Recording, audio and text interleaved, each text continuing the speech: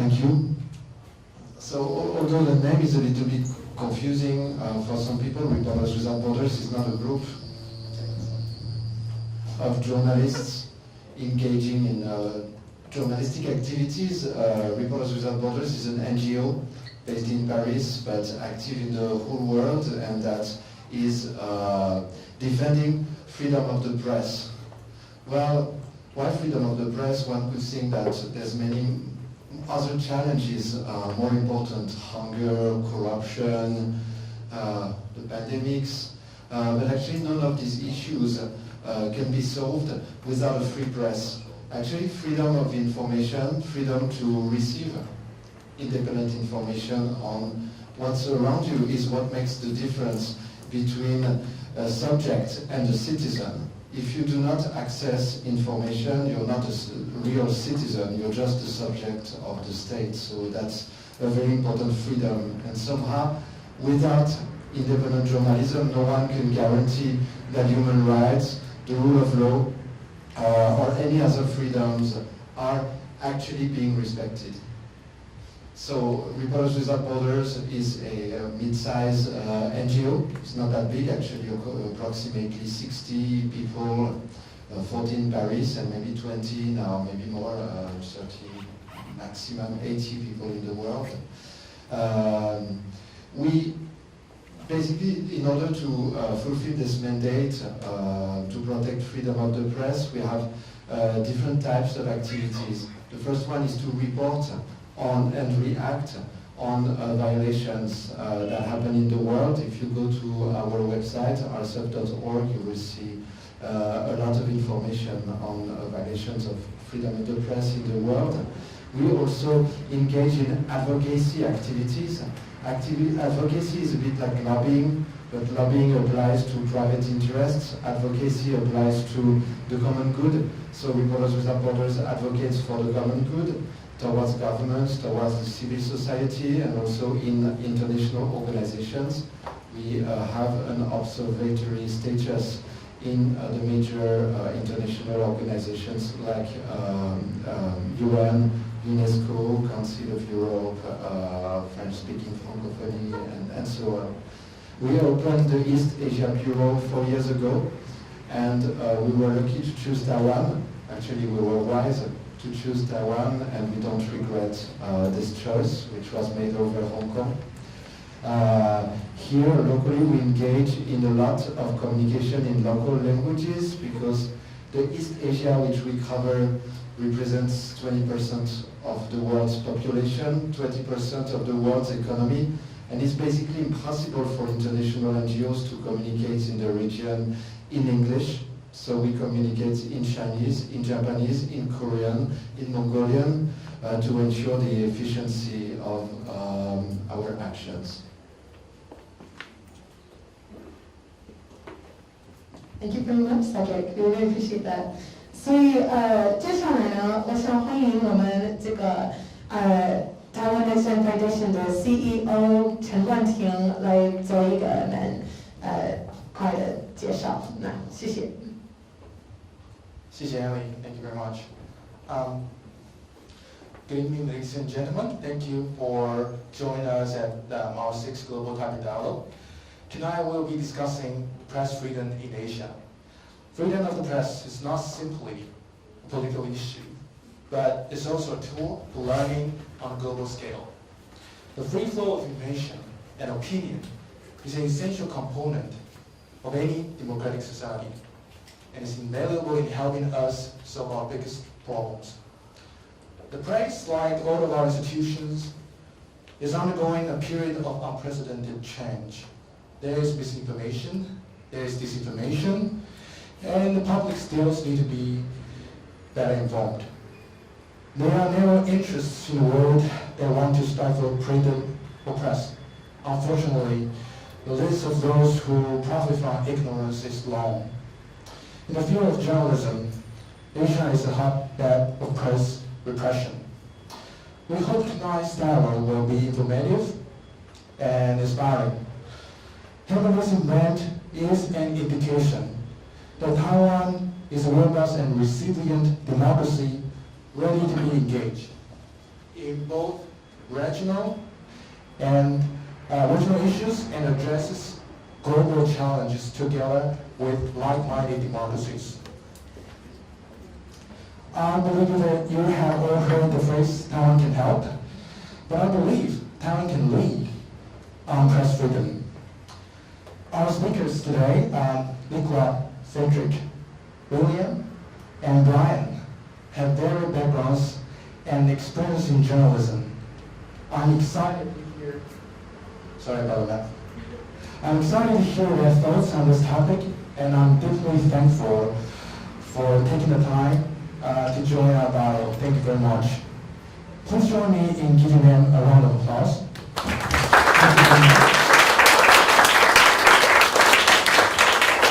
Now I'm going to pass over to Ellie. Ellie is our researcher at Taiwan Action Foundation, and I really want to thank her for organizing this event. Thank you so much, Ellie, and thank you. Thank you very much. All right, if you guys can see, make yourself comfortable. Okay, again, thanks so much everyone for coming. Can you hear me okay? Everything sounds good? All right. So, 接下来呢，我想给大家一个简单的介绍，说明我们台湾的现代历史是什么。但是，虽然我们是一个双语的办公室，我的中文可能不够好，所以我接下来会用英文一下。但是我们的这个 presentation 上面还会有汉字，所以希望大家可以还是可以看得懂。So I'm going to do the next part of the presentation in English. I hope that's okay with everyone. My Chinese is fine, but it's not like that. So we'll move on from here. So hi everyone, my name is Ellie. Let me double check that my.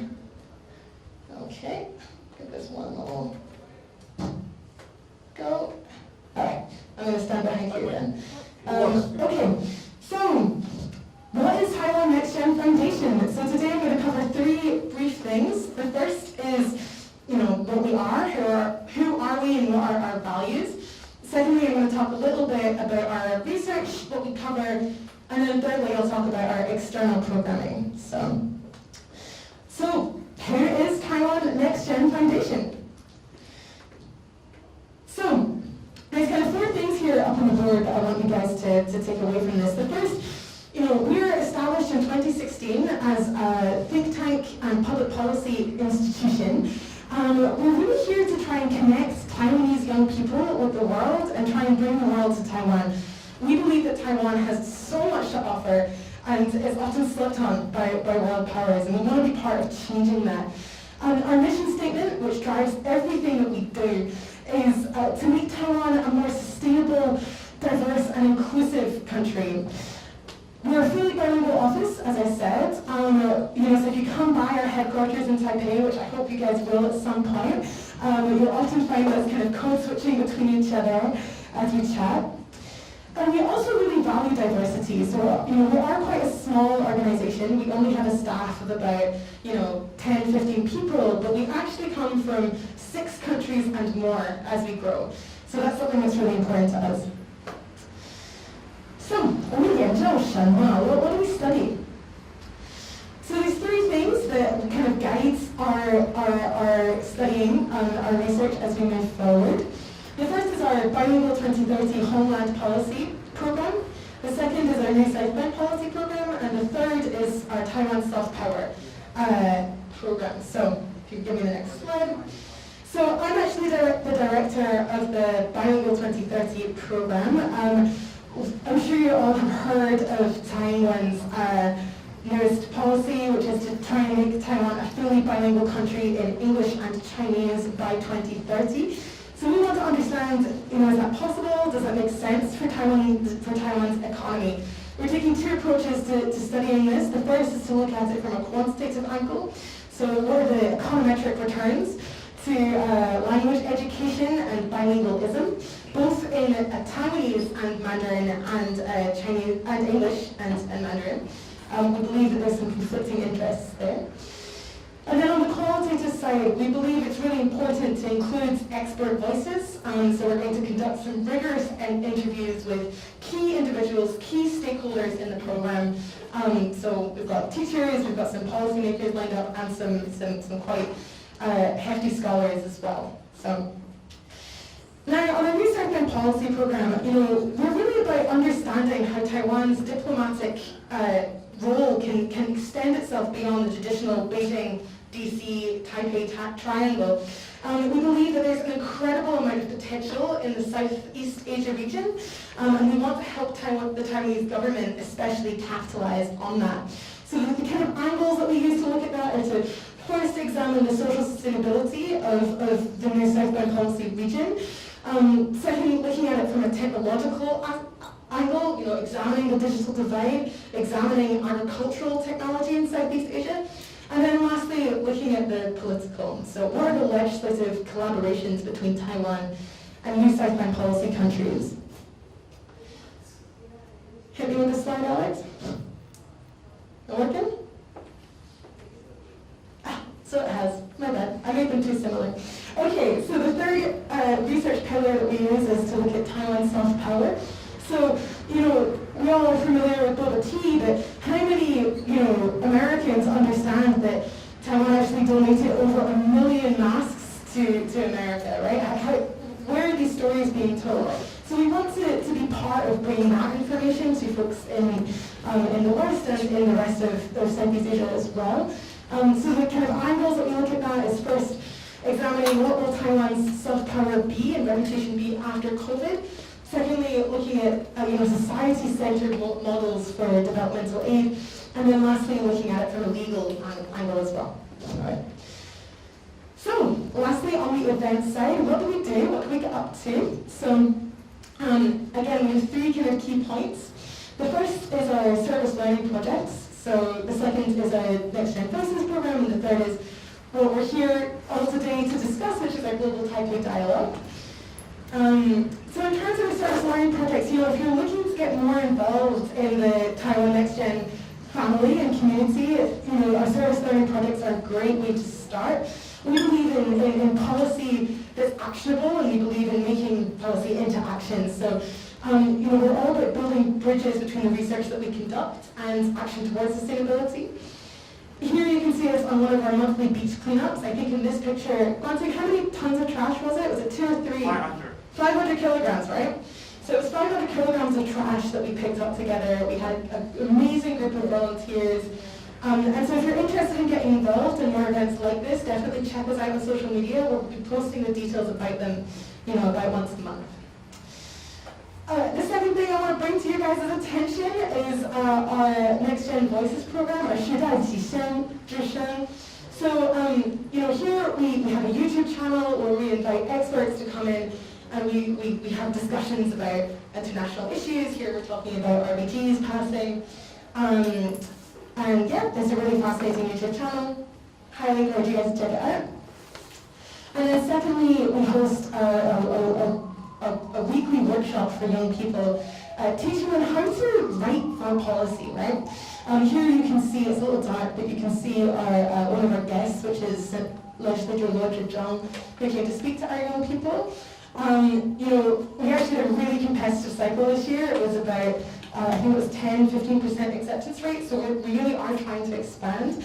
But if you know any young people who you think would be interested in the program, definitely get in touch with us, because we love having more people on board.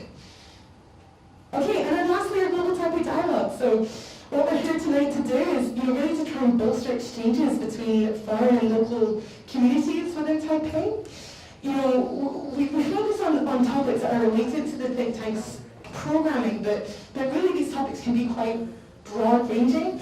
And I think for me, what makes GTD so special, is that our discussions actually lead to actionable policy actions. So in the past, we've had interventions with Taipei City government, we've had white papers coming out of our discussions, so it's really a great opportunity for young people to have their voices be heard, and again, a really great way to kind of nexus between the two communities in Taipei. Well, one last thing I want to mention is that GTD is free and open to the public, but we are a non-profit, and as such, our funding is limited. We provide these events free of charge for you guys because we really want to be part of building those communities here. But if you are interested in donating, here is our information here. I'm going to have to change the slide quite quickly, but I'll put it up after we're wrapping up tonight so that you can see it during the networking portion of the event. And as always as well, please feel free to pull out your phones and follow us on social media. Do that now, you're welcome to. This is the time, I'll excuse your scrolling. Because this is where we really kind of post a lot of our content and kind of where you can get to know us a little bit better. Alright, so with that all being said, let's move into the panel discussion, the meat of what we're here for tonight. So I'm just going to change this over just a little bit. Alright, Alex, will you be my guy as we go? Okay, so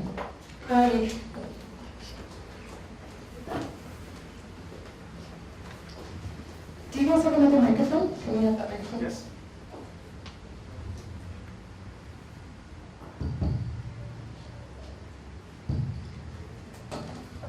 Okay, I'm going to hand this to you for this. 好了，那首先我想欢迎我们这些犹太人来参加我们今天晚上的活动。那么最开始的话，请你们做一个简单的自我介绍。So to start off with, I'm just going to ask the panelists to briefly introduce themselves, just so you guys know who they are. Cedric, why don't we start with you? Okay, hi, so I'm Cedric Alviani. I've been based in Taiwan for the past 20 years. I had several positions at the crossroad of culture and diplomacy, and for the past 4 years I've been developing the Reporters Without Borders East Asia Bureau that is based in Taipei. Hi, I'm Nikki Smith and I work for the UK Telegraph. I've been in Taiwan for 4 years and covering Asia, so it's a regional job, and before this year I was travelling a lot around the region, covering about 10, 11 countries. Previous to that I worked for the Sunday Times and was based in India covering South Asia, and also spent a little bit of time in Brussels covering the European Union. Hi, my name is Brian Hugh. I'm one of the founding editors of New Blue Magazine, which is an independent media outlet that was founded in 2014. I'm also a freelance journalist, and I used to be a fellow at the Taiwan Foundation for Democracy. Hi, my name is William, and I am the East Asia correspondent for Germany's Deutsche Welle, and I'm also a regular freelance correspondent for The Independent in the UK and Vice World News, covering mostly China, Taiwan, Hong Kong, and sometimes Japan and South Korea. And before that, I was a freelancer with Let's Go News, and also founded a local online media called Catalonia Media in 2014. And since then, I've left. But before that, I was living in the U.S. Yeah. All right. Thanks so much, you guys. Okay, so let's get into it. So the first question, and we're going to be switching languages as we go through, but the first question I want to ask you guys is, how has COVID-19 affected your ability to tell stories? Nikki, you mentioned that you used to travel a lot, especially when you can't kind of get on a plane and find a source yourself. So maybe you want to start. Yeah, I mean, this year my life has changed dramatically. In some ways for the better. I've got a better work-life balance, more time to spend with my husband, and had a chance for a social life. But work-wise, it's been quite mixed. It's been good in the sense that I've been able to spend more time in Taiwan and cover Taiwan itself rather than jump on a plane elsewhere. And Taiwan has had a really big role to play this year in the COVID story, so it's been a great place to be. Lots of people to interview, lots of issues to cover in Taiwan, and also just with the threats coming from China, it's become a much bigger international story this year. So that part's been great. In terms of covering the region, it's been very challenging. As I said before, I was jumping on a plane like every couple of weeks, going to South Korea or Hong Kong or Thailand or the Philippines. And I feel that I haven't been able to do my job as well as I wanted to this year in a lot of aspects. Like covering the Thai protests has been very difficult to do that from a laptop in Taipei. Obviously we have people that we can turn to on the ground. And it's been good for freelancers this year. We have a network of freelancers, and they've really kind of come into their own. They have a lot more autonomy, and it's been great to work with them. But journalism, you really have to be on the ground to see the story. And I was in Hong Kong a lot last year, and I just realised that, well, I realised before, but that it was really stark then, that you really had to be there to see what was happening, to kind of gauge the atmosphere, to speak to people on the ground.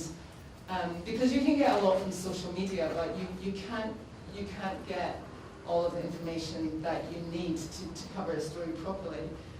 So it's just been, this year it's just been about being flexible, about finding different ways to work, widening our network of people on the ground, and just trying to be a bit more creative, I guess, to try and get the story. But it's been hard to do that. I don't know if either of you want to jump in. Good. Yeah, so I cover international news far less, and I primarily focus on Taiwanese domestic politics and news issues. And so it's affected my work less, but I think it does overall affect, I think everyone in this region. Just the fact that I did previously go to Hong Kong for some instances to just cover events going on there, but that's not something I get to do at the drop of a hat now. And so I think that affects kind of your ability to tell stories. It's less flexible. And even Taiwan, I think just talking to other people, some people are just not as easy to reach. You don't know what situation someone you call in another country is in. And so just doing long-term projects or collaborative projects that go across international borders is much more difficult. Yeah, 中文。中文可以，中文可以。其实我的情况跟 Niki 有点像，就是我们去年下半年其实大概6个月都是几乎每个周末每周都是台北、香港这样往返，因为香港的大的活动大部分都是在周末的时候发生的。那今年当然在年初的时候，疫情刚爆发的时候，其实香港的情况还行，但是到了国安法开始要通过的时候，其实当下记者的第一直觉反应当然就是希望是在那边，然后可以直接的去跟在现场，包括准备进法庭的，可能之前都已经采访过很多次的人，然后就是跟他们面对面的有机会去做一些比较，我觉得新闻报道有时候就是你缺少了那个面对面的互动的时候。你在写故事的时候，其实那个灵感会需要多一点时间去抓，因为其实常常周遭环境里面发生的一些事情，然后一些人事物背景，是对你在叙述一件事情来讲是应该会有更多的帮助嘛。但是我自己因为有台湾国籍的关系，所以其实我本身我大部分大概75%到80%的时间是在报道中国国内的所有政治、人权、社会的议题，所以我本来就没有办法去中国。那对我来讲，其实已经蛮习惯透过就是网络媒介或是其他这种就是比较telecommunication 的方式去跟我的受访者做访谈，然后找到比较不一样的方法去讲述一个可能在新疆发生的事情，在中国山西发生的事情，在四川或是宁夏发生的事情。那这种时候，其实我觉得今年对我来讲，这个方面的影响比较少。但是当然，因为今年在一开始的时候，疫情是从中国爆发的，所以对我个人来讲，就是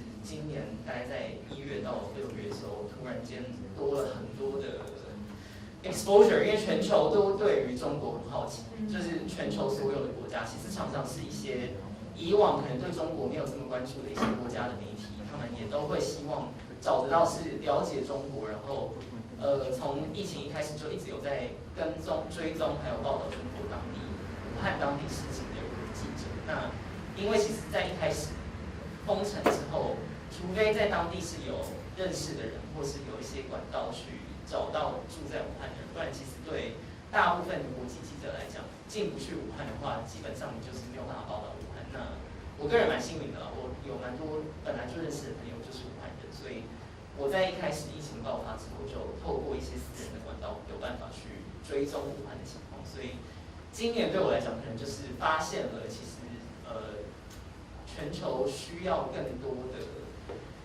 懂中国，然后了解中国人，去让世界上每个国家都知道中国它的本质到底是什么。然后，其实，在新冠疫情爆发的初期，我觉得最重要当然就是中国政府一开始想要去隐瞒这个资讯，然后不让很多的资讯是公开的，所以这个，然后包括很多的公民记者，其实到现在都还是被关押的。所以我觉得这个对我来讲，今年的工作上面的一些不太一样的地方。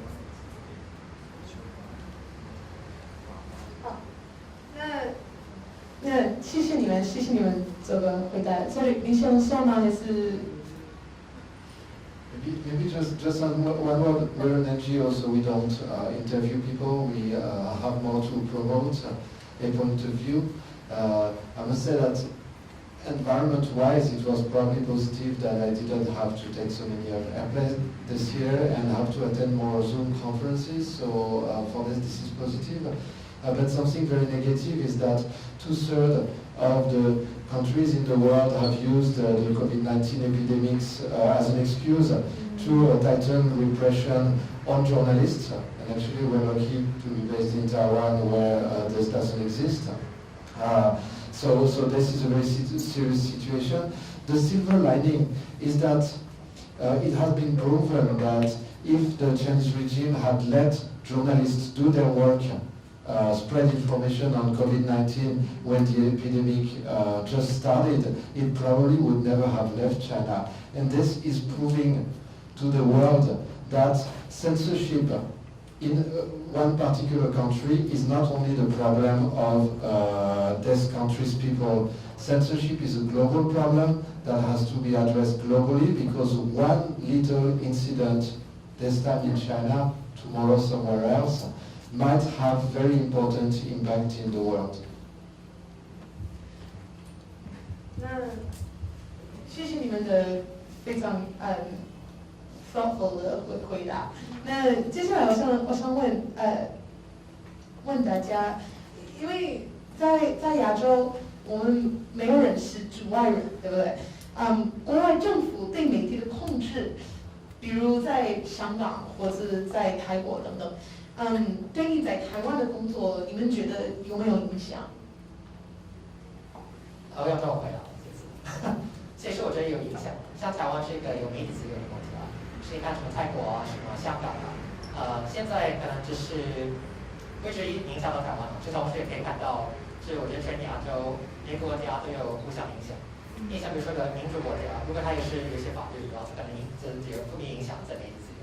其实威权国家就说，你看是民主国家，他这样，我也可以这样子，他们是自称进步的。那我们的话，我也可以这样说。所以我觉得是有影响到。然后呢，我觉得这个也反映到，也可以看到以前台湾是个威权国家，然后我们以前也是经历过，就是没有媒体自由的，有媒体自由在台湾是需要社会运动、需要奋斗的才可以真的把握到。所以我觉得其他国家可以参考到台湾的历史。所以我觉得怎么跟这些其他人沟通是有点困难的，因为像比如说，你看，像我这边也是，比如看那个什么奶茶联盟，或者你看是泰国的什么民主运动的参与者，因为跟香港的这些在抗争青年是连结，但是这国家的政府就会说你看你们在合作，你们是什么？你们背后是 CIA 啊，什么一些西方势力啊，什么至少把这些 connections 切掉了。因为其实我觉得这个威权国家会，政府会害怕，其实像社运者会有连接，然后可以联盟。Gary, do you have any thoughts on this? Yeah, especially, yeah. So, how do restrictions abroad affect your work here? So, again, because I'm not really traveling, I don't feel that I'm directly affected by restrictions, say, in Hong Kong or Thailand, but it would certainly be a factor if I was going to these countries, say if I was covering the Thai protests, then the lèse majesté laws there are very strict. You can end up with a 15-year jail sentence for insulting the king. And I think that's something that journalists have to be aware of, and I know journalists who have gotten into trouble over that and had near misses. So that's something where you don't want to self-censor. At the same time, you have to just be careful about not only yourself but also the people that you're speaking to and interviewing. That especially so, and especially if they're in the country, that you don't want to put someone in a position that because of what you reported or because of what they said, and you reported it, that then they end up in jail. That's the last thing you want. So it's certainly something on our minds, and I would say it's the same with Hong Kong, with the, sorry if I'm repeating what Brian said, but like with the national security law, and nobody really knows where the red lines are, and it touches every part of society. It's not just journalism. I interviewed Hong Kong comedians last week, and they were saying they don't know if they can make certain jokes now because they might get away with it, but then the authorities might make an example of someone and charge them under the national security law. And it's the same with journalists. And for the local journalists, it's certainly a huge concern. And again, in the same way here, I was speaking to William about this, we're not sure what happens when we next get to go to Hong Kong, whether the rules have changed for journalists, whether they might recognize us from social media, from what we've written, whether they might object to that, whether that might have breached the national security law.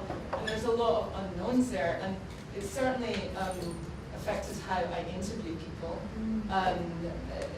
Previously at the start of the Hong Kong protests, people were a lot more open about communicating, not necessarily using their full name the whole time, although a lot more people did at that time.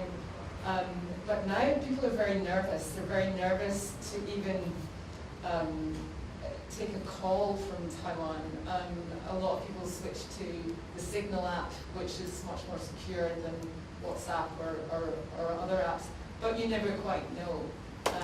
And you just don't want to put someone in a difficult situation. So those are, I think, the biggest impacts and restrictions in the region. William, do you want to? Well, I'm just going to add a little bit more about Hong Kong, because I think obviously the most drastic change that we have witnessed in terms of freedom of expression is coming in Hong Kong. In terms of I remember last year Joshua Wong, Jimmy Lai. I used to work for Jimmy Lai, so he was my boss, and I was able to talk to him and message him at any time of the day, and he would immediately reached out, and last time that we talked was July, and then after that today he was granted on bail, but what's the condition that was set on that was he had to pay 10 million Hong Kong dollar, and he's not allowed to leave his house unless he's going to a police station or to the court, and he is not able to take media interviews, he can't post on social media, he can't do anything. So this is essentially like a text prison, he cannot exercise anything that is granted to someone who's supposed to be on bail, but essentially he's already in jail, even if he's living in his own house. And just like what Nikki said, is for us as journalists now is we need to be a lot more careful with the things that we put in quotation marks and attributing to a specific person. For example, in June I actually helped Joshua Wong with something. So a German tabloid newspaper called Die Bild, it's like a tabloid. So they recycled something that Joshua Wong said in March, and on the day before national security law is going to be passed.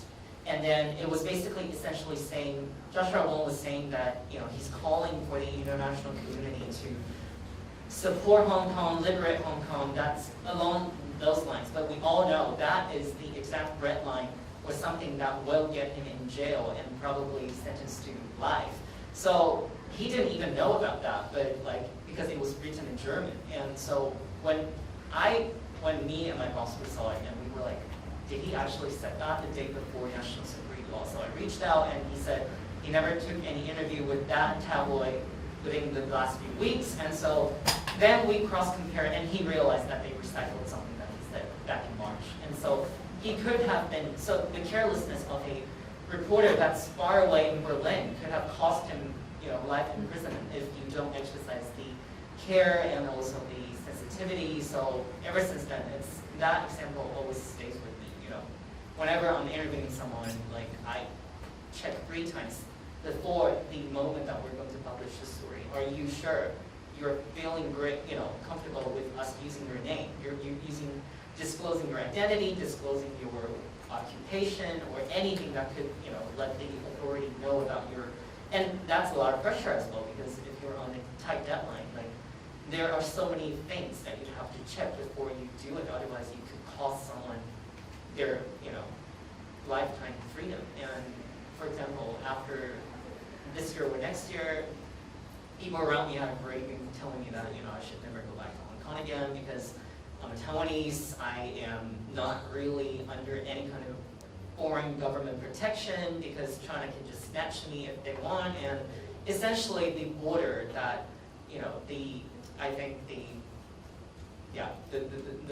China's power or their ability to snatch people away has already extended over to Hong Kong. The so-called barrier has already, disappeared. And last year when the extradition bill was, canceled or withdrawn, people thought that was a victory. But then who knew, less than a year later, China came up with something that essentially just wipes out everything that Hong Kong knows or people know about Hong Kong. So, yeah. Well, just a couple of weeks ago, Reporters Without Borders actually awarded Jimmy Lai with one Press Freedom Award.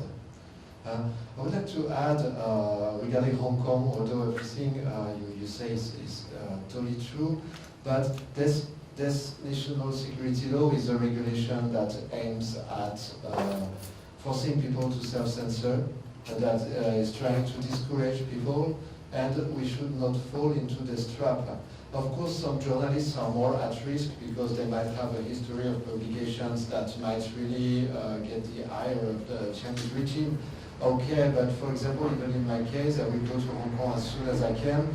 They are not going to put me in jail. And it's very important that we keep going to Hong Kong, we keep reporting on Hong Kong as long as we can do it, until maybe one day they will block Reporters Without Borders from entering Hong Kong, but that day hasn't come. And if I decide, because there's 1 per 10,000% that I get in trouble in Hong Kong, I decide not to go there, and then they have won. The Chinese regime has won with this regulation. So it's important that we measure the risk, I totally agree, but we cannot let down Hong Kong and Hong Kong residents. We have to keep going, keep reporting, keep writing, while taking, of course, a careful consideration of the risk. Yeah, thank you so much for sharing, all of you. So, Taiwan Next Gen is really about thinking about the next generation of Taiwanese young people. And I think in today's kind of media landscape, the role of young people is a really interesting kind of situation. So, especially since, with the proliferation of the internet, I think journalism jobs are becoming more and more competitive. So I'm curious, from your perspectives, what would you say is the role of young people in today's media landscape and in the future, especially in Asia? Brian, as perhaps a young person here in the panel, why don't we start with you? Yeah, okay, that works. So I think what's interesting is the barriers for entry to journalism have changed with the rise of the internet, with the rise of social media. It's very easy to start just a website, which is literally what I did, and that's how I became a journalist, for example. It's not something that I entered through, for example, going through traditional media and working my way up or things like that. At the same time, that does come with responsibility. Just going back to what William said, for example, you can just be a random website, and what you write will get someone in jail or in trouble, or it can have really large implications. In terms of, let's say, national security. If foreign government seizes on it, you can have consequences for yourself if you end up in a country where they'll target you. What you thought might have just been an innocuous blog post, but will be taken as something that's threatening. So I think it comes with that challenge. But I think then there's, in the Taiwanese media environment, I think there are kind of 2 paths now, through traditional media or through newer media, which is usually more online focused, not tied to, let's say, television or newspapers or that kind of thing. It's a question to me whether new media will actually survive, or eventually if these smaller outlets, they usually have more investigative reporting and are more in-depth, will eventually get swallowed by traditional media again. But just I think that it is hopeful that now people can just pick up a pen or start typing on a computer or whatever. But then it also comes with responsibility, and it also is not. I think people don't always realize the dangers as well. That this can actually have consequences for what you think is innocent, but a state actor might not think so.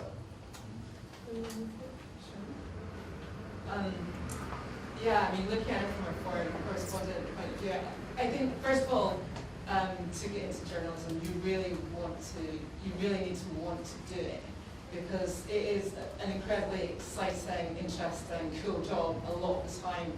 But other times you have no job security, the pay is really bad. A lot of people hate you. You walk into a room and people say, "I better watch what I say," even if the most dull person in the room. But so, there's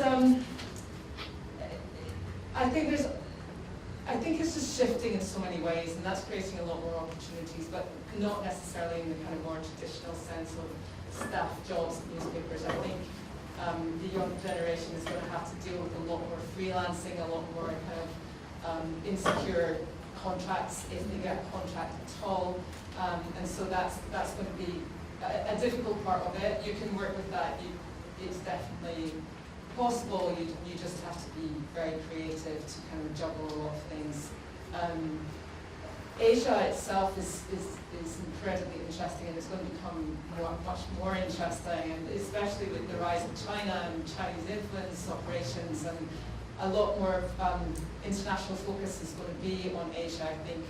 I think already the US media covers Asia pretty well, and it's got a lot more of an Asia focus. Not so much in Europe, but I think that's changing because people are realizing, how incredibly important Asia is, and strategically, and just for the rest of the world. And this year has really kind of brought that again to the fore with the pandemic. But yeah, I also think that the kind of more traditional roles as foreign correspondents are changing. The kind of generation above me it was generally kind of old white blokes basically kind of going around the world and like getting a really great package with a car and school fees, etc. And that's just not really happening anymore. It still happens a little bit, but not really. And there's been a kind of very positive shift, and it's not really there yet, but it's like there is a positive shift towards using more local correspondence for foreign media.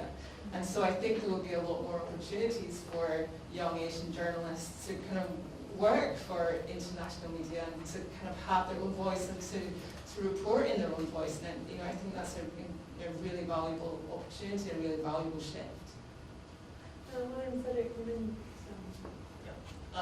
Well, I guess from me and Brian's experience as young people basically coming out of the scene without anyone knowing us or whatever, I think the best advice for any young Asian or non-Asian but interested in Asia, young people, the best thing is to just really sell yourself. And if you don't really know, your ability will always be your language and your understanding about the local, dynamics, comparing to someone that's super far away. So starting your own thing is one of the best ways to actually be noticed, and if you really put in the work, it doesn't matter if anyone know about your media outlet. No one knew about you, no one knew about Taipei Media when we first started, but if you really put in the work and people start noticing, that's one way for you to be noticed, and then later on, people will start inviting you to write for bigger outlets, and social media is also, just like what Nikki said, I think an extremely powerful tool if you use it for the right reason to promote your works and engage with editors that are really far away. And a lot of the times, editors on at big media outlets, they are looking for freelancers just out of Twitter. So they would often just be I'm looking for a story at this particular location, and they will just be calling for people, getting in touch with them through Twitter. So I think using social media wisely is one of the best ways to for young people these days, especially in Asia. And just like Nikki said, I think China's rise and also the interest of people's interest in this region will just grow over the next few years. So I think there will be a lot of opportunities for local correspondents. Yes, of course, there's disinformation, there's propaganda a lot on the internet, but somehow, ever since media exists, and actually modern media exists for at least 2 centuries, they've always been confronted to major conflicts of interest, because you needed big money to run a newspaper company, you needed big money to run a TV station, so you needed sponsors, you needed friends, you needed support. And actually nowadays, we see some media that can be free of all this. You see some media that can be funded, that can be registered as NGOs, that can be run by people who do not run these media for money, that actually do not need so much money except for salaries. So it's actually somehow the first time that we can have media that could consider that ethics are not facultative and that would fully focus on investigation and ethical journalism. So I would say that this could be a very positive evolution for journalism. In the past, the traditional media, they had the same social function as Facebook has today. They had classifieds, they had entertainment, they had a lot of things. All these things can disappear now, so the media can focus on investigation. And this is a great opportunity for younger journalists. It's true in the past, like even when I wanted to be a journalist, I graduated as a journalist, but I had to really work my ass out to enter a journalism school. And it's complicated, it's expensive, and the result is what? You go and you work for traditional media and you're very disappointed.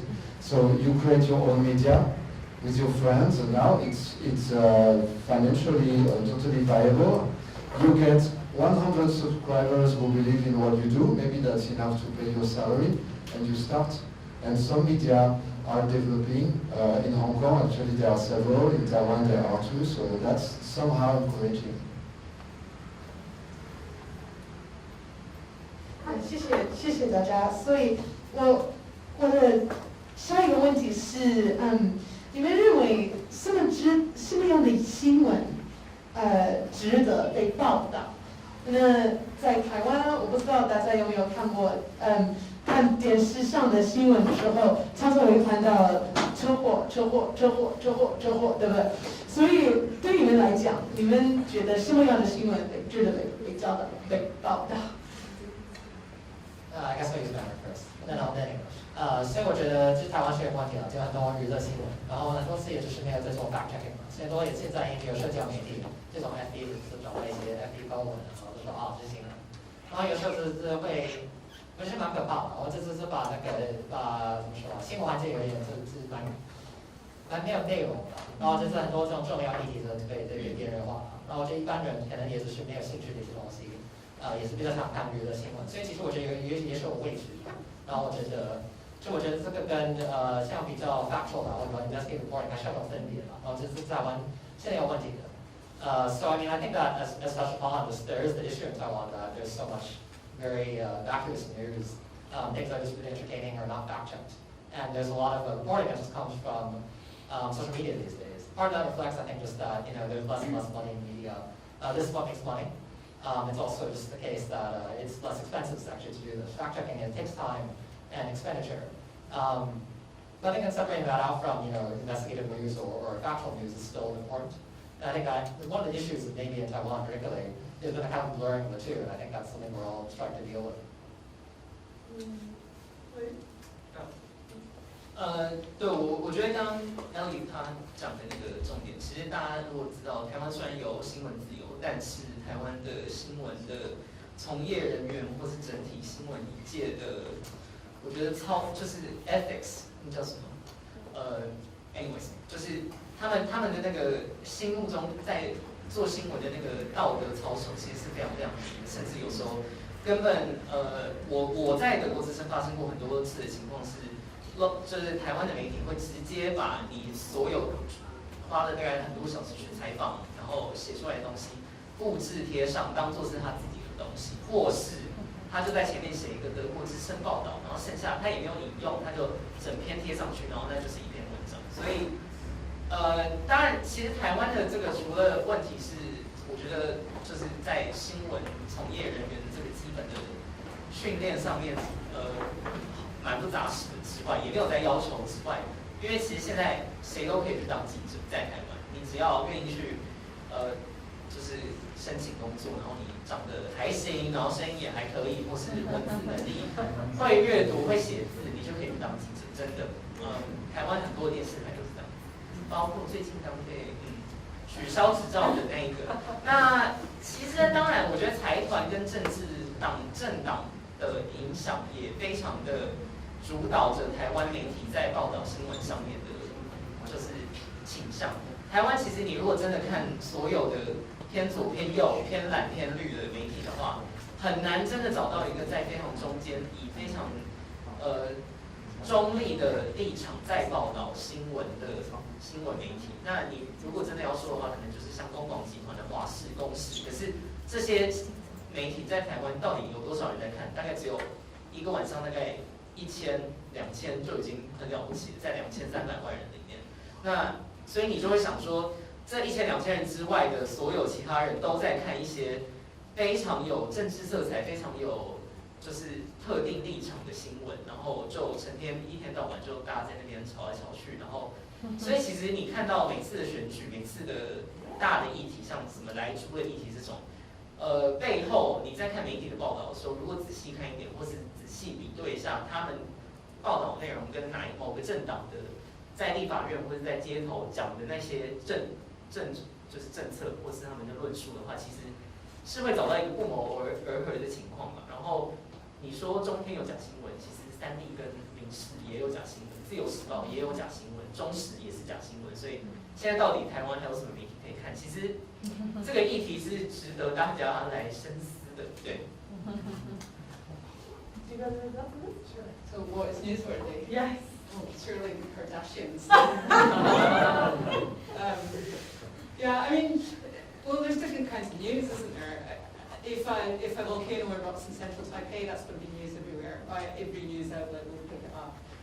But then for other news stories, sometimes you just need to, what is newsworthy for the Washington Post or the New York Times wouldn't necessarily be for the Telegraph or the Guardian. I mean, you have to know your audience and you have to know who you're writing for. You also have to know what your editors want. But now there's so many different mediums. You don't have to just have a traditional like newspaper story. It doesn't have to just be the newspaper.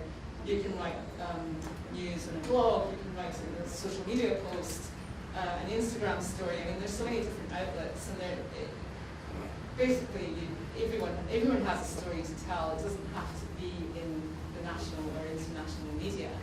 And I do joke about the Kardashians, but you know, a lot of the time with the national or big newspapers and international media, subscriptions and numbers are driven by celebrity gossip or by, you know, kind of more salacious stories or by, you know, what Harry and Meghan are up to, and that's what drives subscriptions and news. And we've got to take account of that because, you know, newspapers have to make money and media outlets have to make money, and you know they should do so ethically. But it's still a factor that you can't ignore, and you can't just say, well, you know, like we should do something a bit more worthy. And that's quite often where international stories come into the kind of worthy category, where you have to like really fight for your story, and you have to say. You have to kind of be prepared to battle with your editors, like, you know, we should do something on Taiwan, Somaliland, their partnership, because this matters and this is why.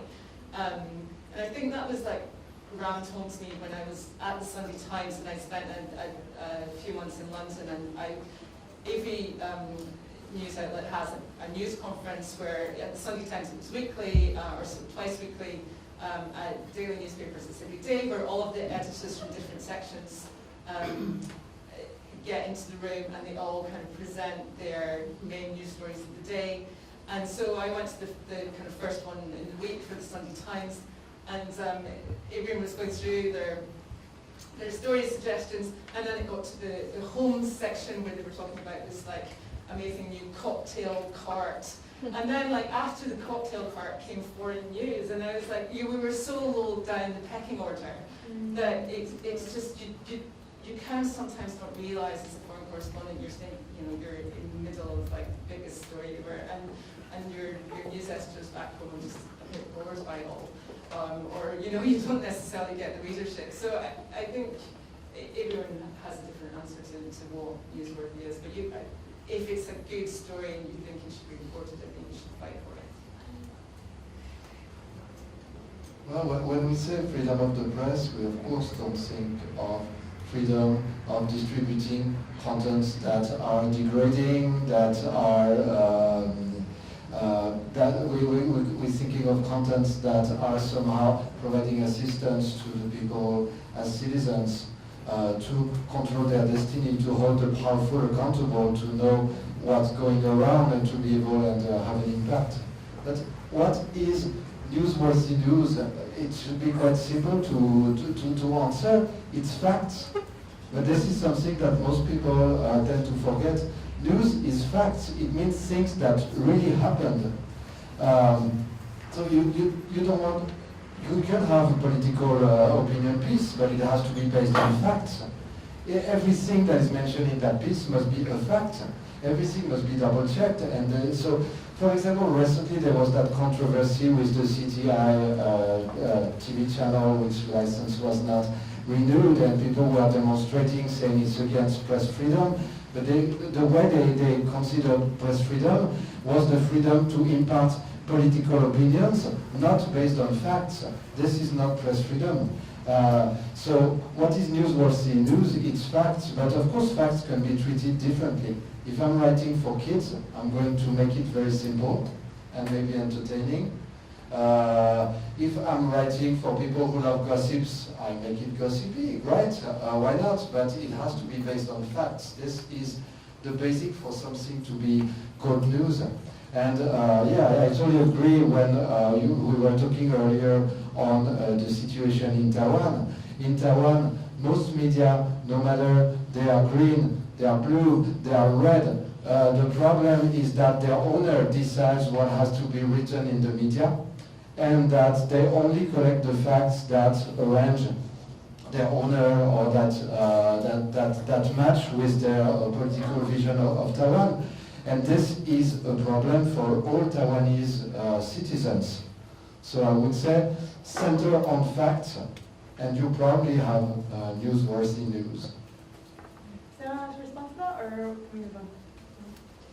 好，那接下来我们的下一个节目问题是：你们认为我们2030年的这个双语国家政策会如何影响台湾媒体的那个生态？How do you think that Thailand's bilingual 2030 policy will? Actually, sorry. No, so sorry. So how do you guys think that Taiwan's bilingual 2030 policy program will impact the Taiwanese media landscape? Could you see kind of a proliferation of more English language outlets in Taiwan, or do you think that things will largely stay the same? Perhaps we started on this side a couple times, maybe we'll start with you guys. Do you have any thoughts?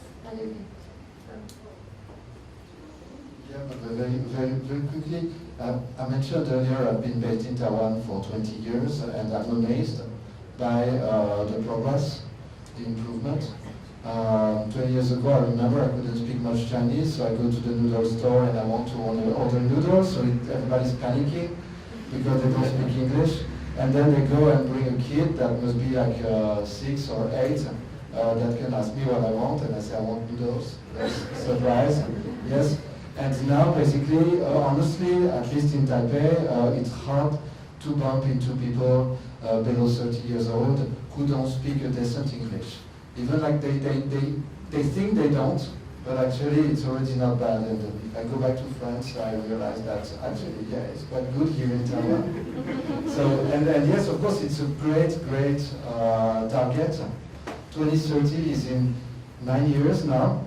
So there's a lot of work, and probably, yeah, that could be more active because we don't really see, I'm an industry that don't really see the results of this work. I don't really see that thing at work, so it might be a little ambitious, but that's quite good, and that's one reason why Taiwan has become competitive compared to Hong Kong, is that Taiwan has already raised its English proficiency. Now, of course, like the more the better. I think one of the silver linings of the awful situation for the media in China has been that more English language journalists have come to Taiwan and are currently based here, and I really hope that that lasts, because I just think it makes Taiwan a lot more accessible to the world. You know, journalists of all nationalities coming here who are based here, and they can tell Taiwan's story, and Taiwan isn't just independent of China in terms of international reporting, because very often in the past the journalists who would cover Taiwan would be based in Beijing, and it just makes such a huge difference for international media to be based here. I also think one of the biggest ways that Taiwan can really tell its story and just have more clout in the world is through social media. I mean, I remember when moving here 4 years ago, and President Tsai had very little presence on Twitter. She wasn't really tweeting very much, and now it's like a professional operation. More than 1 million followers, and I think that's really kind of, especially this year, the messages that she's been putting out, or her team have been putting out over the pandemic, and the whole hashtag with Taiwan Can Help, has made a big difference again in kind of raising Taiwan's presence and telling Taiwan's story. And you really saw that in Hong Kong and also in Thailand, just the way not only journalists but regular citizens have been using social media and using English hashtags and using pictures and words, like their own pictures and words, just to put across what's happening to a wider audience. And that's been incredibly valuable, especially in just seeing it in Hong Kong, how the story just, it had more of an international impact because there were so many people. Twitter just like massively took off there. And it's died down a bit now, unfortunately, because of the national security law. But you've seen the same in Thailand as well, with the hashtag What's Happening in Thailand. And it just gives a story more visibility, and that's something that I think Taiwan is really starting to come into its own on that front. I mean, you see like diplomats now, like Li Qingshan in Washington, who's got a huge following, and they're the kind of opposite of the Chinese wolf warriors, and they're creating their own brand. And I think Taiwan can do a lot more of that on social media. Yeah, I have a lot of thoughts on this. I think it's absolutely right that the English language media environment has grown in terms of outlets, but also in terms of social media coverage, for example. At the same time, I think to strike a more pessimistic note, there's the fundamental structural issue that, not even talking about, let's say international media that's come to Taiwan, which I think we'll talk about later, in terms of domestic media outlets that are operating in English or bilingual, the majority of them, apart from small independent outlets such as New Lim or Canada Media, are actually the Chinese language sections or the English language sections of larger Chinese language media. And so there's not actually really a market for it. They're not particularly profitable. And so I think they're always at the risk of being cut. And so that's the case, for example, with Focus Taiwan, which is the English section of CNA, Taipei Times, which is the English section, more or less, of Liberty Times, the sister publication, Newslands International for Newslands. Taiwan News is a bit of exception. That's just a vanity publication owned by a rich person that wants to own an English language press for his political purposes, to kind of promote Taiwan. That's why he owns it. And then smaller outlets they're exempt from this, but they don't have resources. And so I think that one sees this. For example, after Tsai won in 2016, Taipei Times started downsizing a little bit right then. And so why? It's like it seems like this is the moment in which you actually have to expand it and expand your outreach and actually develop this. And so I think that even if there's a kind of bilingual policies promoted, even if the English language environment is improving, there's still this fundamental structural issue undergirding bilingual or English language media coverage messaging. And I don't think that will really change anytime soon. And so I think that's what we're really kind of hoping for here. 我个人其实对这个2030年的目标感到非常的觉得很有野心啊，但是要达成应该是非常困难啊。但是我觉得有梦最美。但是我很同意 Brian 说的话，因为 Brian 就是我们都是从在台湾2014年在太阳花，他是在太阳花当中就闯，我们是在太阳花发生之后没多久，开始做台湾原生在地的英文报道。那我们走的路线不太一样。那 Brian 他就是产能更强。那但是我觉得我们在同一个圈子里面的时候，看到的问题是，就是其实台湾真的需要用英文阅读了解台湾的议题的那个人口是非常有限的。大部分都是在台湾已经住了非常久的外国人，他们可能中文还是没有这么好，或是海外研究台湾议题的学者，然后学生，他们会运用英文媒体来试图了解台湾的每天发生的事情。但其实这一群人，你每个月加起来，可能破土跟卡塔高米利亚的流量每个月都不可能会超过大概1万吧。那有时候可能会超过几万，但就是台湾发生很大的事情。那当然，我觉得这个双语政策如果能够带动的话，当然是希望让台湾在地的人民也越来越习惯熟悉去阅读英文，甚至是用英文去了解、表达台湾在地发生的事情。那其实台湾现在的英语媒体的这个整个大环境是需要，我希望可以有更多的心血进来，去改善一下这个整体的品质。因为其实就像 Brian 说的，我们常看到Taipei Times 其实常常做的东西都是直接把《自由时报》的中文翻成英文，或是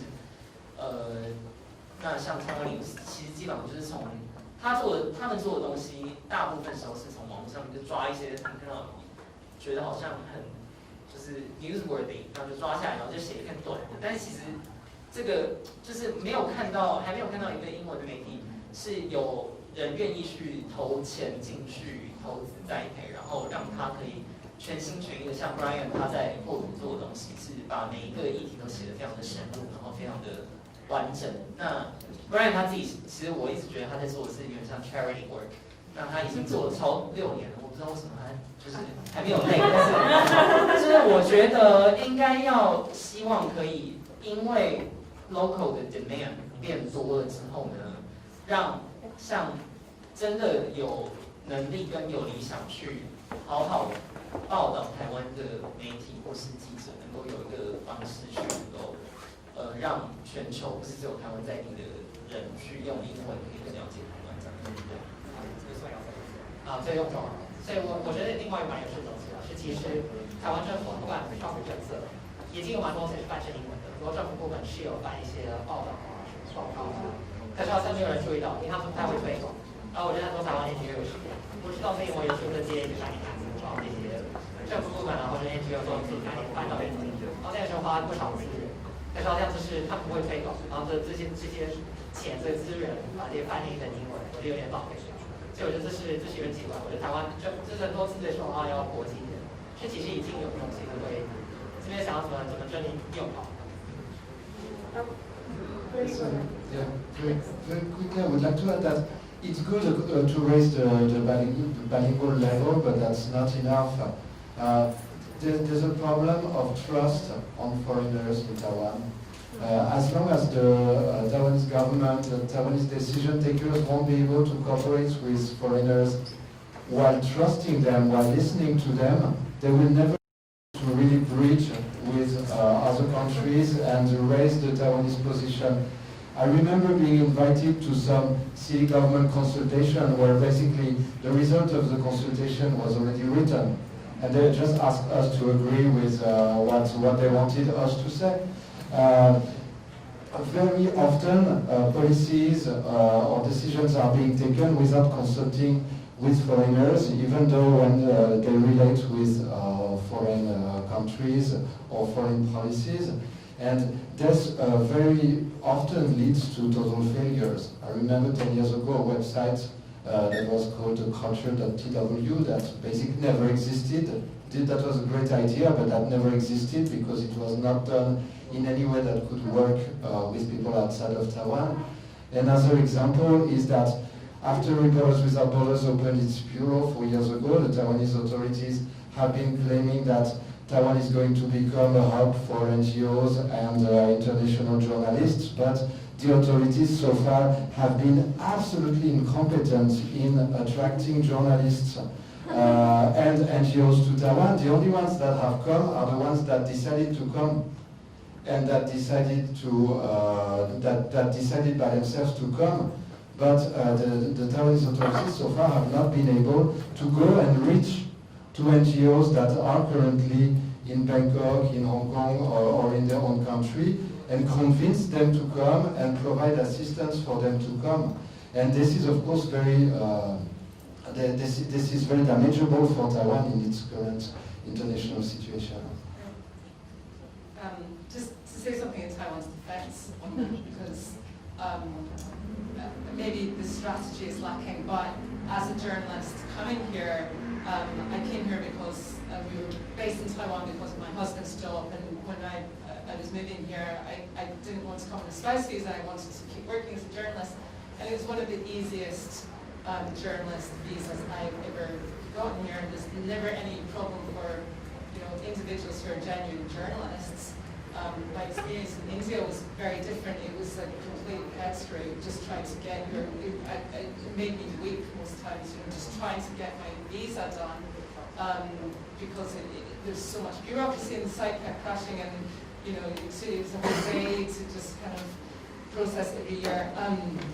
And here it's just, it's very welcoming, a very welcoming environment for international journalists, and I can't speak to setting up an office here.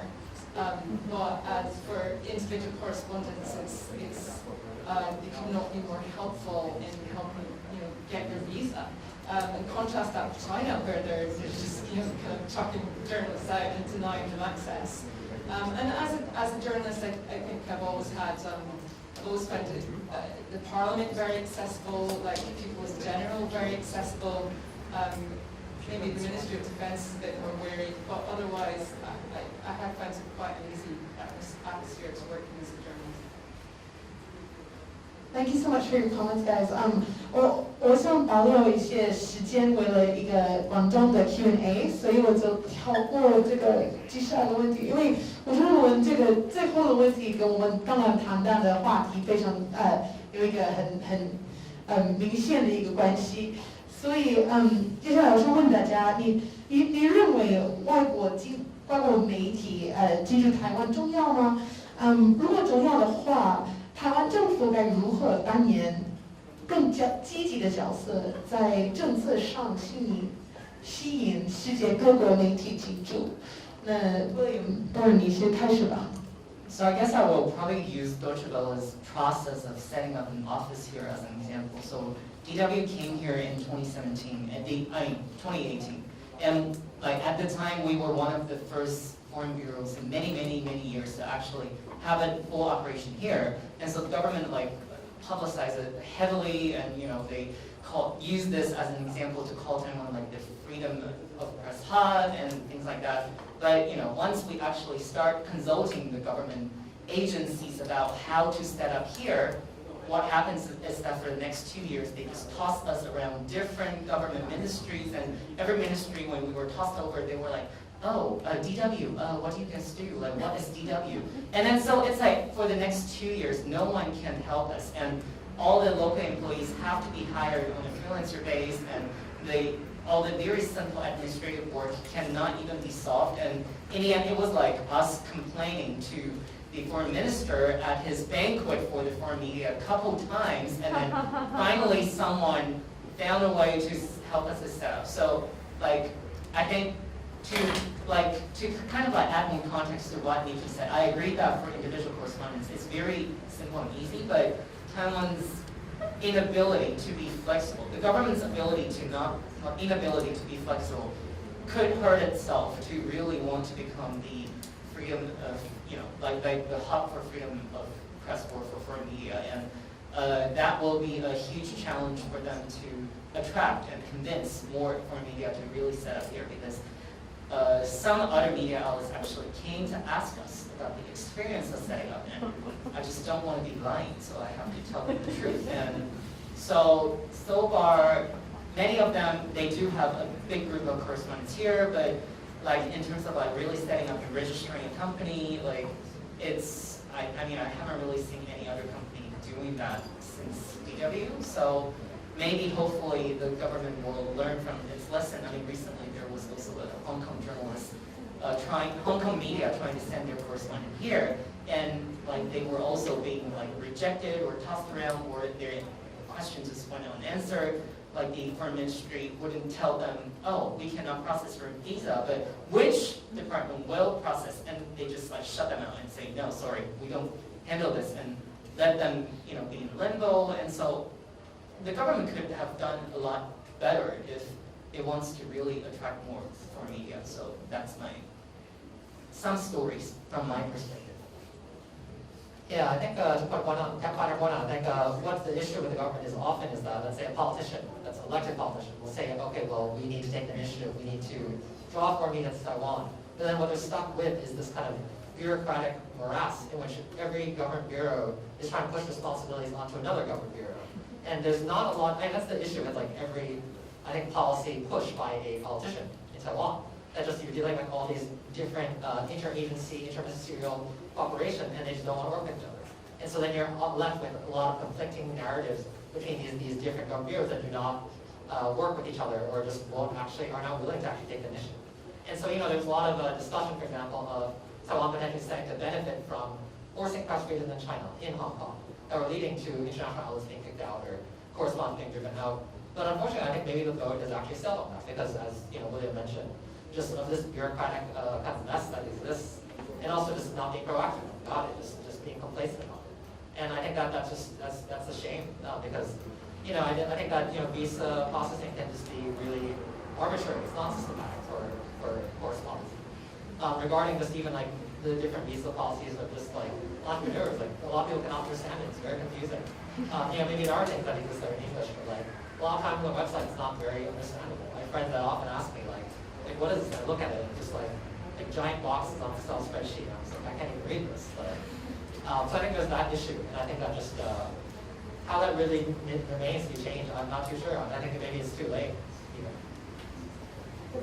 Yeah. I mean, I think one of the challenges that Taiwan faces in attracting international media here is that some media it's unfortunate, but they are a bit wary of setting up their headquarters in Taiwan, because then they might not get access to China. And that's just something that Taiwan can't really do much about. I don't really know what the answer to that is. I think one proactive thing that it could do is just actually maybe give more media training to its diplomats. So you know, I mentioned Li Qingshao earlier, and I think she's been great on Twitter, on social media, also Colas in President Tsai's office is also great. But I kind of look around at a lot of the Taiwan embassies abroad, and I think we could just do so much more to kind of really promote Taiwan on social media. And I think sometimes the Taiwan government's media strategy is perhaps a little bit outdated.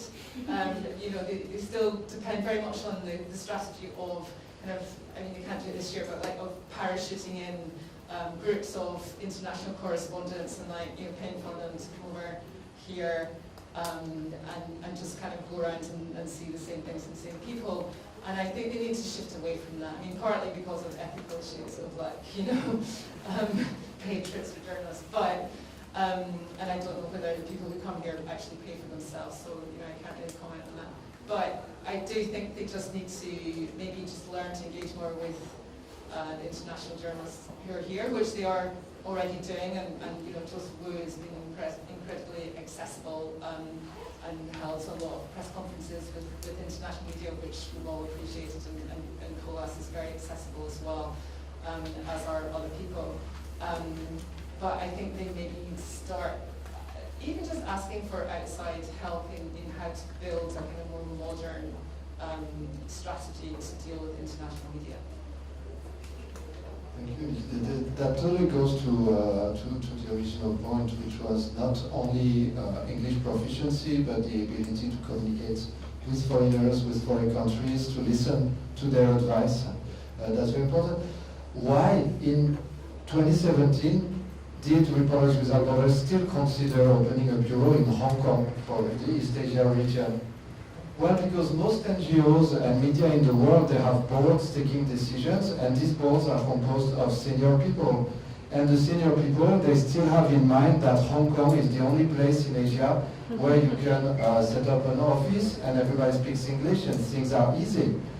And Taiwan does not have that image yet, because it takes a long time to build an image. So if Taiwan is not proactive, if the Taiwanese authorities do not actively reach NGOs and medias, most of them, they even have no clue that Taiwan is a good place for them. That's actually the major problem that Taiwan is facing. So that's why I mentioned that the ones that have settled in Taiwan are the ones that already knew that Taiwan was a good place for them.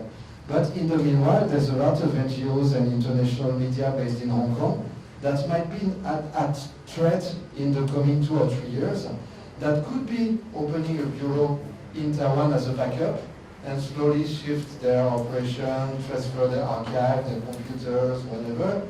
That would be a good safety measure, but they don't do it because they have no clue they can do it. And also it's costful, so the Taiwanese could easily provide some assistance to help them offset the cost. In the end, it's actually a good deal for media, because having a 30 people bureau in Hong Kong or 30 people bureau in Taiwan, I can tell you that it's a real big financial difference. So for some media that do editing, technical crews, they don't need to be in Hong Kong. But the Taiwan authorities have to change their the way they consider relationship with foreigners. Yeah, I mean, as a foreigner in Taiwan, very often I go somewhere and people say, ni hao, 谢谢, bye, bye, bye, bye. I didn't even have time to speak. That it's already bye, bye, bye, bye. So there has to be that more fluid communication and like bi-directional communication. Does anyone else have any thoughts that they'd like to add on this particular question or anything else? Okay, then thank you so much, everyone. We're going to move into an audience Q&A now. So if anyone has a question, please just raise your hands. Unfortunately, we don't have any mics that we can go around, so you're just going to have to stand up and belt it out, and I'll try and repeat your question back to the rest of the audience before we start. So, 想要问问题的人，请你举手，然后我会帮你翻译一下。然后，我们没有麦克风，我们只有这2个麦克风，所以我们就这样的哈。那现场有一个问题，先生你先问吧。You can say if you want, or you can sit. It's okay. So this is more of a question angled towards you. You were talking about how Reporters Without Borders, one of their primary goals is to sort of expose or keep governments in check when they do commit, atrocities or not, or like violations against mass freedom. How do you do that to a government or authoritarian regime such as Saudi Arabia, who just kills journalists, or China? Like what can you guys do to actually keep them in check? 所以这个问题我帮他反映一下。I'm going to try. 问题是你怎么帮助一些政府，就是或者怎么帮助人，怎么面对就是政府对这些媒体的控制，差不多 ，right? Yes. So there's different methods, but first we are advocating for freedom of the press. I would say we have more work in democracies than in authoritarian countries, because what can you do in North Korea? They are not going to change overnight.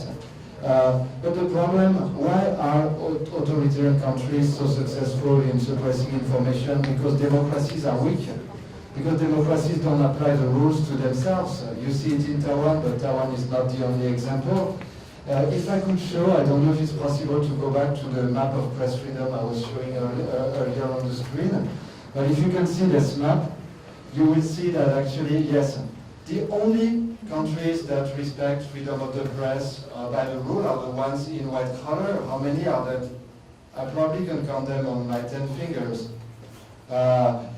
The leading big democracies in yellow, it's already not good. We say it's a satisfactory situation, but there's actually major problems related to media ownership, to pressure on journalists by the owners and so on. And then more than half, probably the 2/3 of the world population live under authoritarian regimes, but it's because democracies are weak. So we have to push democracies to become a better exemplar. we have also to create a better environment, and Reporters Without Borders is very actively trying to set the new conditions for journalism to work in the world. We are working on a certification project for the journalistic media to actually be more visible. We have gathered more than 35 democracies on a partnership to try and get back control on the global internet that currently is controlled by who? By the social media platforms and by authoritarian governments. So we have to take more positive measures. Denouncing, name and shame is somehow the old school way for NGOs to operate. It's still necessary, but it doesn't really lead to improvements. I hope that answers your question. Thank you. Does anyone else have anything to add on that? No? 那下一个问题是请举手哈，后面的。我这个问题主要是给 Brian 跟 William， 然后想问就是 Brian 刚才有提到，台湾很多英文媒体都是独立媒体，那请问这些独立媒体是在台湾，就是在未来要如何发展？I can Okay, go for it. Yeah. So what I asked is like with reference to what Brian said about a lot of English language media in Taiwan being like independent, small, non-profit. What can these organizations do to like expand their reach or like to I don't know seek partnerships or whatever? 对，所以我觉得其实不会说很多其实我觉得没有道理，但是独立媒体在英文用英文，所以我觉得要连接要合作，因为其实我觉得是没有合作这个没有机会。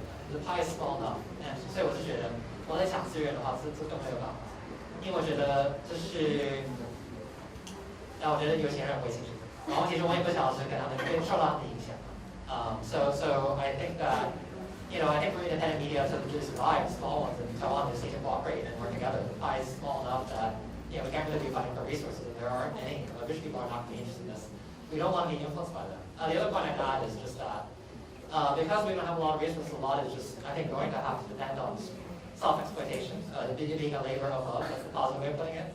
Just being willing to do it, and it is not going to be a long return because I don't think there really is a market for English language stuff in Taiwan. I don't think there will be one overnight, but maybe in the future, who knows?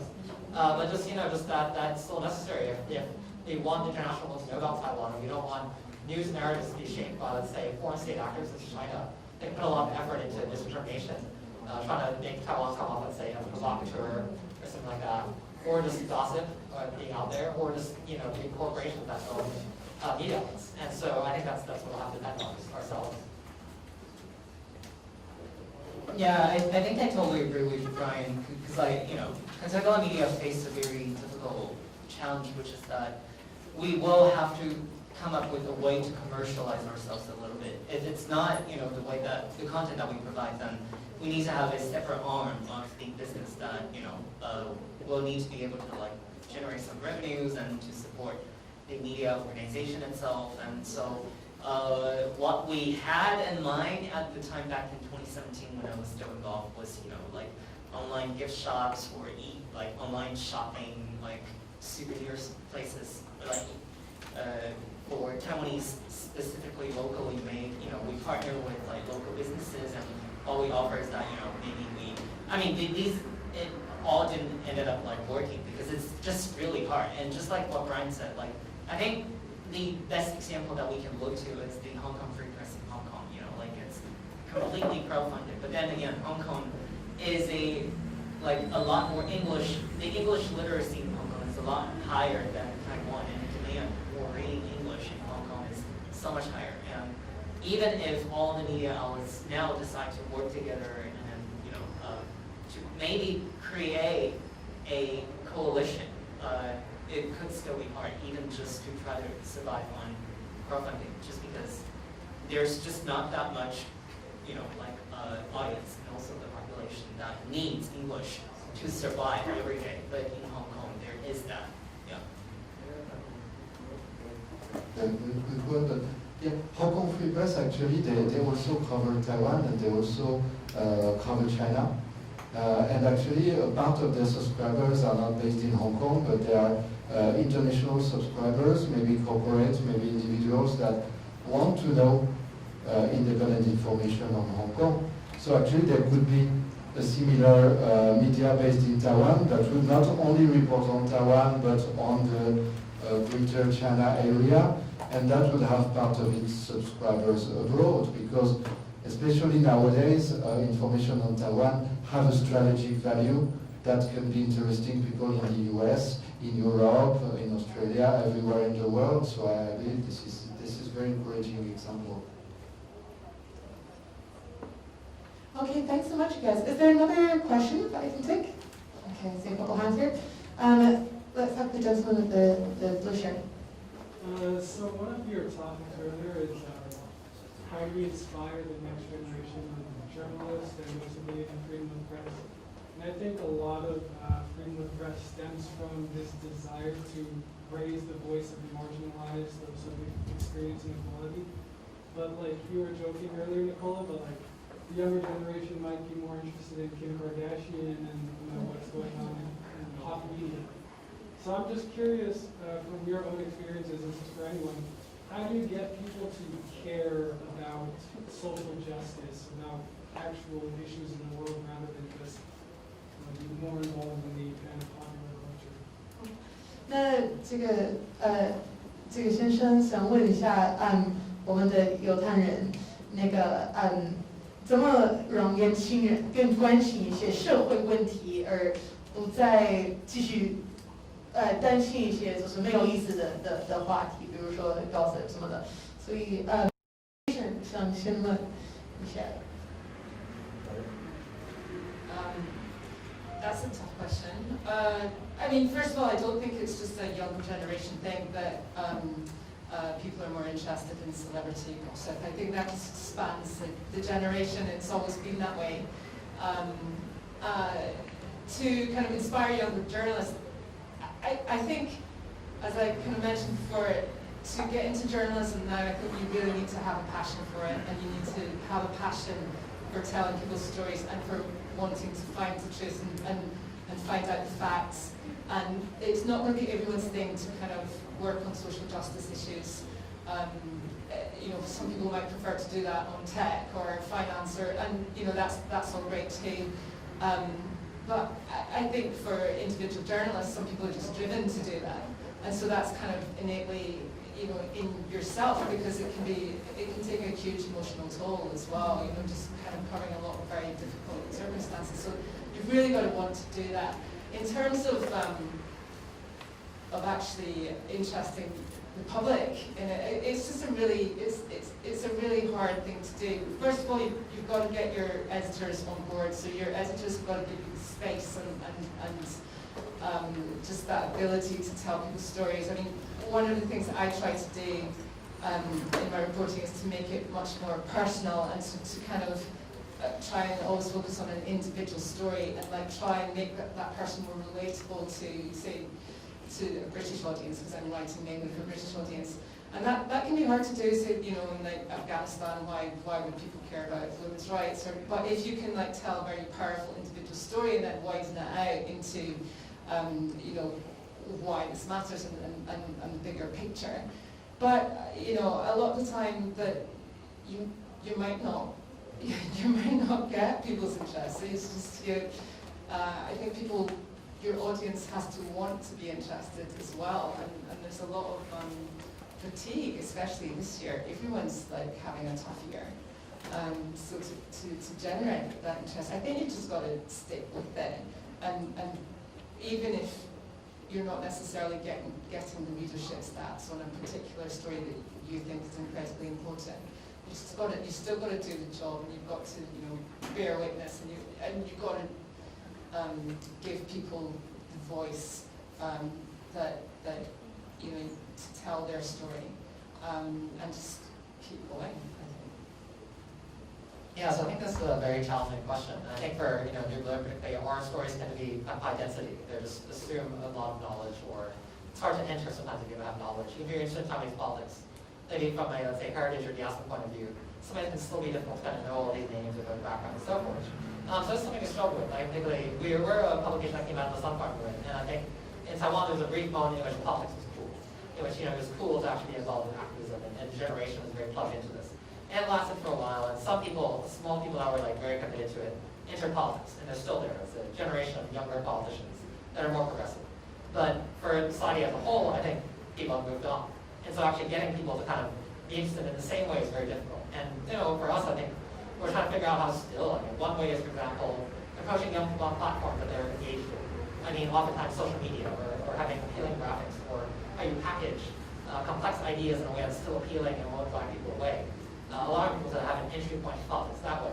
I think another thing is, particularly, we're trying to do like a space now, a physical space, kind of create a sense of community, a group of people that are kind of engaged in, being around each other, exchanging ideas, and doing that. And that's still experimental, and I actually still don't know if it'll work, but I think those are definitely what we've done so far.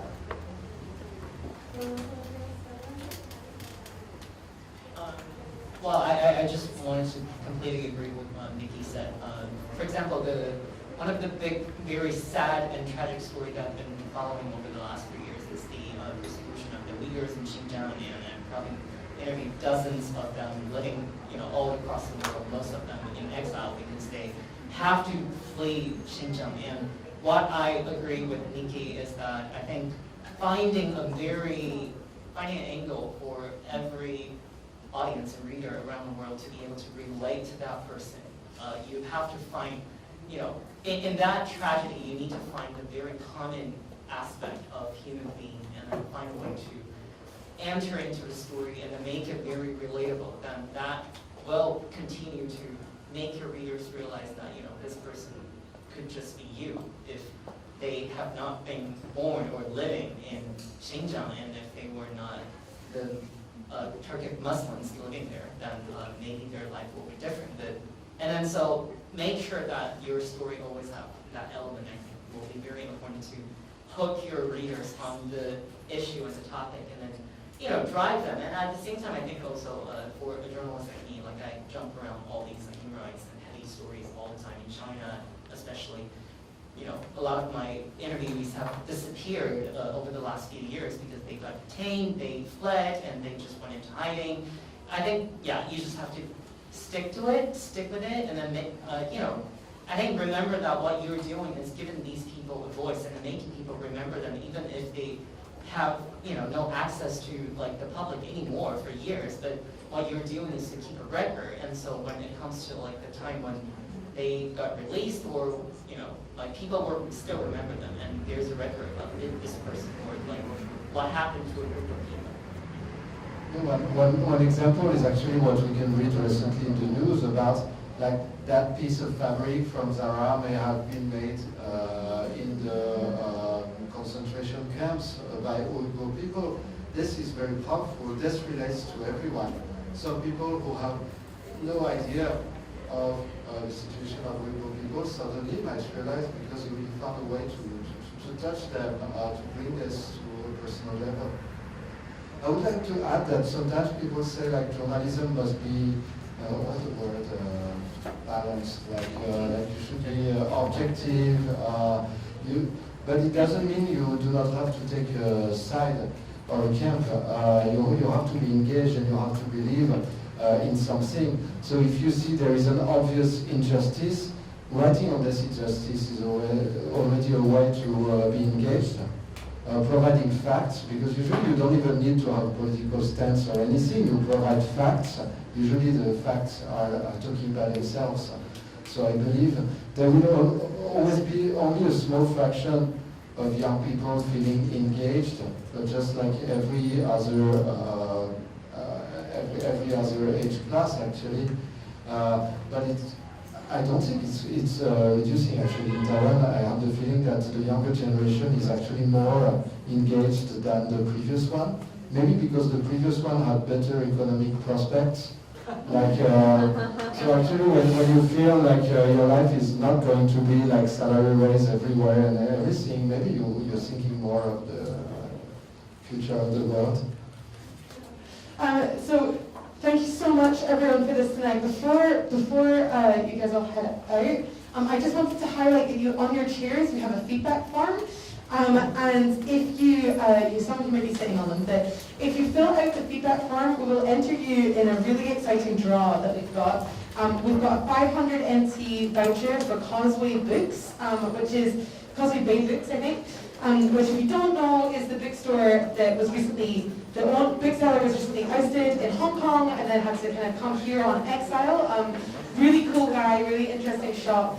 So if you'd like a free kind of book about kind of East Asian politics, definitely fill out the form. We're going to have some boxes on the table and another box in here that you can just drop a buy in, and we really, really appreciate your feedback, so thanks very much for doing that. And so now, again, thank you so much for your questions. I think we could talk all night, honestly, and I want to give you guys time to go home and go to your bed. So before we do, let's just give a warm round of applause to our panelists.